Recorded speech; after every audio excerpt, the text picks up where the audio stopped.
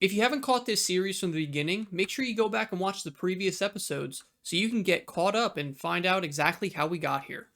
At this point, with our player paddle being able to move and the ball bouncing around, we'll want to set up that there is a second player here. We want the other paddle on the other side.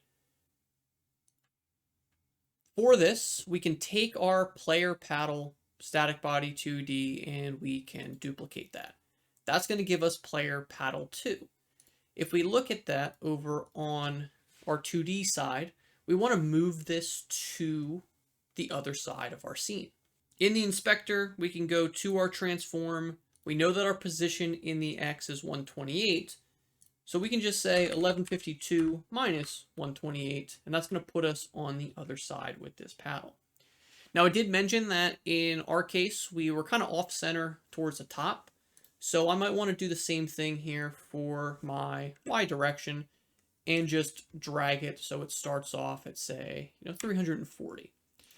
But if we run this, they're both attached to the same script. So pressing W, pressing S is going to move our paddles both up at the exact same time, at the exact same rate, until we hit the bottom.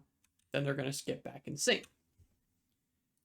There are a couple ways that we can approach this, but for something like this, we're going to do this very quick and easy by just detaching the script from our player paddle 2.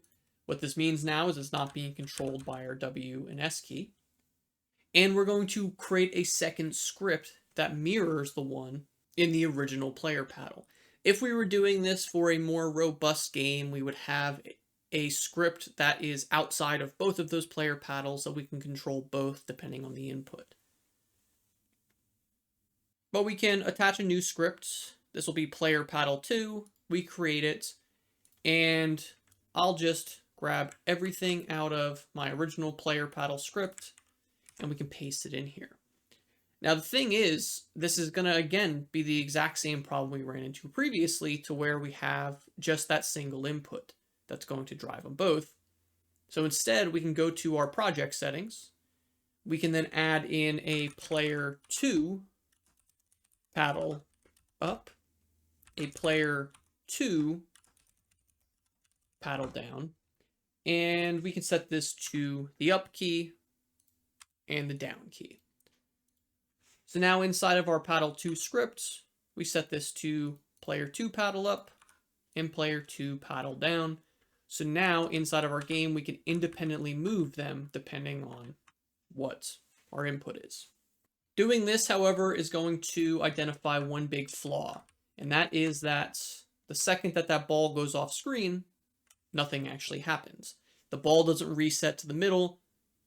The game doesn't restart. We probably want to fix that.